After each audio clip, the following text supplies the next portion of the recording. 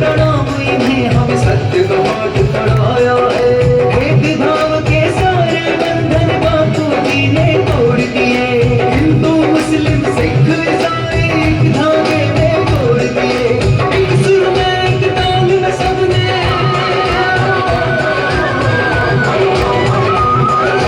एक सुर में एक ताल में सबने ये त्योहार मनाना है।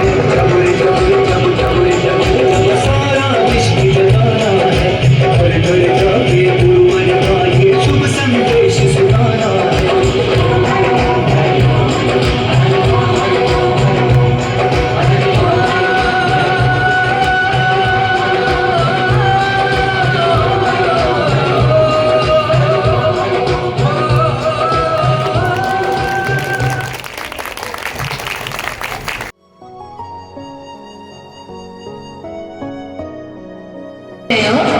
सोहम, कुछ प्रॉब्लम है क्या? अरे नहीं, ऐसा कुछ नहीं है। तो तुम क्या सोच रहे हो? अरे ये क्या सोचता होगा, ये तो सत्संगी है, भगत है। हमारी तो मौज उड़ाने की उम्र है और ये जाता है सत्संग में, वही जाने की सोचता होगा। सच बताओ, मैं तो माता पिता के एहसानों के बारे में सोच रहा हूँ। क्या क्या क्या कहा? माता पिता? कौन माता पिता? दिन रात जो हमें डांटते रहते हैं, हमें पैदा कर दिया, जैसे एहसान कर दिया, उनके लिए सोच रहे हो? अरे उनके लिए सोचना छोड़ो, अपने लिए सोचो यार, अपने लिए। एक मिनट रुको भाई। अच्छा सुन, तुम्हें क्या लगता है मॉम डैड आई मीन माँ बाप ने हमको क्या दिया है? क्या दिया? अरे क्या नहीं दिया। जिस माँ ने 9 महीने घर में रखा और हमारे जन्म के समय कितनी पीड़ा सही, जिस पिता ने खुद भूखा रखकर हमारा पेट भरा, उनके लिए तुम कहते हो कि क्या दिया? मत भूलो, जिन्होंने माता पिता की सेवा और पूजा करके उनका आशीर्वाद प्राप्त किया है, वही महान बनते हैं। मनुस्मृति में भी आया है, अभिवादनशीलस्य नित्यं मृत्युर्विसेविनः चत्वारि तस्य वर्धन्ते आयुर्विद्या यशोबलम्। अर्थात जो माता पिता और गुरुजनों को प्रणाम करता है और उनकी सेवा करता है, उसकी आयु, विद्या, यश और बल चारों बढ़ते हैं। जाने दो, इसे तो माँ बाप की भक्ति का भूत चढ़ा है।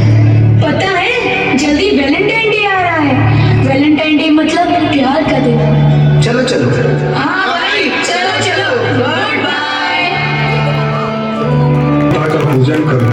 मातृ पितृ पूजन दिवस मनाता है और अपने पूज्य गुरुदेव बापूजी के सत्संग की, उनके ज्ञान की शरण लेता है।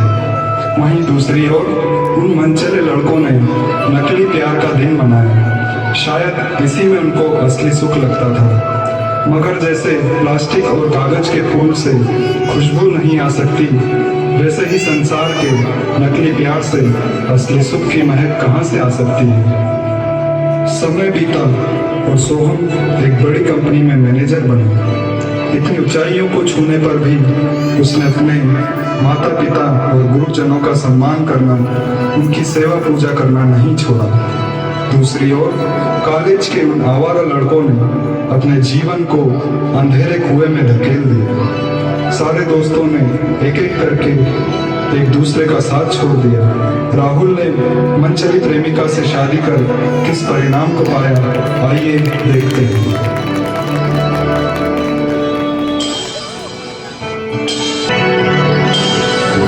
नारायण हरि नारायण हरि। कुछ मिल जाए बच्चा। हाय, मैं तो लुट गई, बर्बाद हो गई। क्या हुआ बेटी, क्यों रोती हो? बाबा क्या बताऊं, मैं तो वैलेंटाइन डे मनाकर इसके नकली प्यार के चक्कर में बर्बाद हो गई। बाबा शादी से पहले ही मुझको कहता था एक रात में 2 चांद खिले, एक धरती पर एक आसमान में। धरती का चांद मेरी चंद्रमुखी है। बाबा शादी के कुछ ही दिनों बाद ही इसका असली रंग दिखा है। मुझको डांटता और बोलता तू चंद्रमुखी नहीं सूर्यमुखी है, सूर्यमुखी। पर अब बाबा जब शादी को साल पूरा हुआ, बाबा मैंने परिवार को छोड़ा, माता पिता को छोड़ा इसके लिए।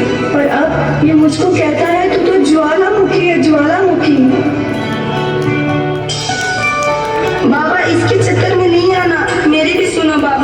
शादी से पहले कहती थी प्राणनाथ तुम कॉलेज में नहीं आते तो पानी भी गले से नहीं उतरता। शादी के कुछ ही दिन बीते थे कि मैं प्राणनाथ से केवल नाथ रह गया, और अब तो मैं बाबा इसके प्यार में घर परिवार को छोड़कर अब तो अनाथ हो गया हूँ बाबा। हे राम, आज के वैलेंटाइन डे ने तो हे हरि हे हरि। जय हरि श्री जय हरि। ये व्यथा है हमारे अचानक एक दिन राहुल की मुलाकात सोहम से हुई। राहुल अपने जीवन की सारी घटना सोहम को बताता है। अरे राहुल, मैंने कहा था ना, माता पिता और गुरुजनों का सम्मान नहीं किया तो फिर रोना ही बाकी रह जाता है। जो भी हो गया उसे भूल जाओ। तुम्हें अपनी गलती का एहसास हो गया है, यही तुम्हारा पश्चाताप है। इतने में कॉलेज के वे सभी लड़के वहां पर आते हैं जिन्होंने नकली प्यार का सहारा लेकर माँ बाप को छोड़ दिया था। सोहम, हमसे बड़ी भूल हो गई, अब हम क्या करें? जो बीत गया सो बीत गया। ये लो पूज्य बापू जी की पावन प्रेरणा से बनी दिव्य प्रेरणा प्रकाश पुस्तक को कम से कम 5 बार जरूर पढ़ो। इस ग्रंथ से कईयों का जीवन बदल गया है।